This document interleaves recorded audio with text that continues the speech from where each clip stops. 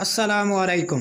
जी दोस्तों, आज मैं आपके साथ जो टॉपिक डिस्कस करने जा रहा हूँ वो है नक्सीर फूटना, जिसे उर्दू में हम क्या कहते हैं, नक्सीर फूटना, जबकि उसे हम इंग्लिश में कहते हैं नोज़ ब्लीडिंग या नोज़ ब्लीड्स, लेकिन हम उसे बायोलॉजिकल वर्ड्स में, मेडिकल वर्ड्स में कहते हैं एपिस्टॉक्सिस। ठीक है, तो इसका मतलब क्या होता है कि नाक से खून आना।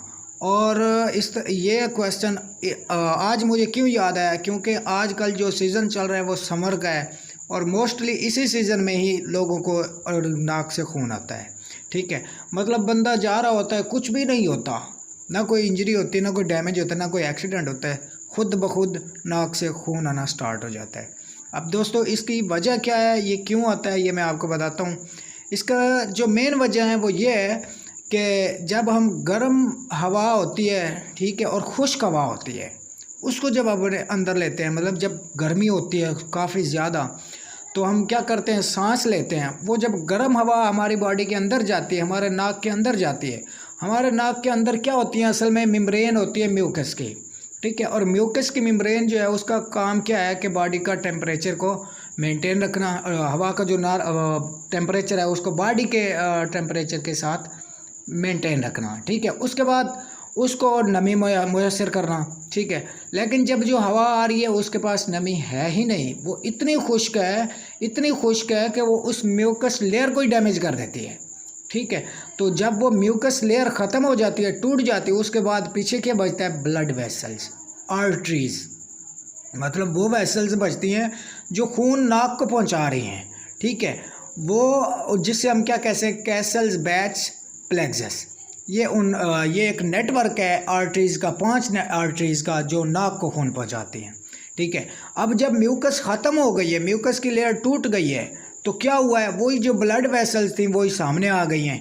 अब किसका कांटेक्ट हो गया, ड्राई एयर यानी कि खुश्क हवा से किसका कांटेक्ट हो गया है, उस ब्लड वेसल्स का।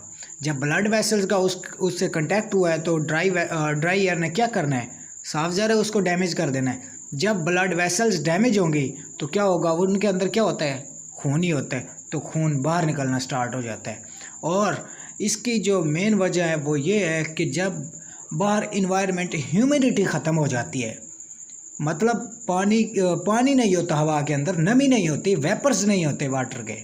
ठीक है, तब हवा खुश्क हो जाती है और जब वो अंदर जाते तो वो ये सारा नुकसान करती है, जिससे क्या होता है कि नाक से खून बहने लगता है। और ये हर बंदे को भी नहीं आता, ये मतलब चंद एक लोगों को आता है जिनका मुदाफ़ियाती निज़ाम जो है ना वीक होता है, मोस्टली को नहीं आता, लेकिन ये चंद एक लोगों में ये भी पाया जाता है। जैसे कि मुझे भी था, अगर मेरे जानने वाले दोस्त मुझे सुन रहे हैं, मैट्रिक में चले जाएँ या उससे पीछे मिडिल में, प्राइमरी में, तो उन्होंने देखा होगा अक्सर मेरे नाक से खून आता था इस तरह गर्मियों के मौसम में।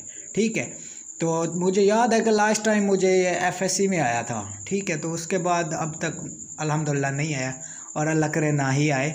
ठीक है, तो इसका हल क्या है, हल इसका ये है कि हम एक ह्यूमिडिफायर लें। ठीक है, मतलब जो हमारी ह्यूमिडिटी है उसको कंट्रोल करें हमारे घर के अंदर, हमारे सहन के अंदर जहाँ पे हम रह रहे हैं। ठीक है, वो ह्यूमिडिटी कंट्रोल करें, ह्यूमिडिटी को मेंटेन करें ताकि हवा अंदर जाए, वो खुश्क ना हो। उसके अलावा दूसरे नंबर पे हम क्या करें, एक कपड़ा लें या कोई कॉटन लें, ठीक है, जो हम नाक के सामने रख लें ताकि ये जो खुश्क हवा है, गर्म हवा है, वो हमारी बॉडी के अंदर ना जाए और अंदर जाके नुकसान ना दे।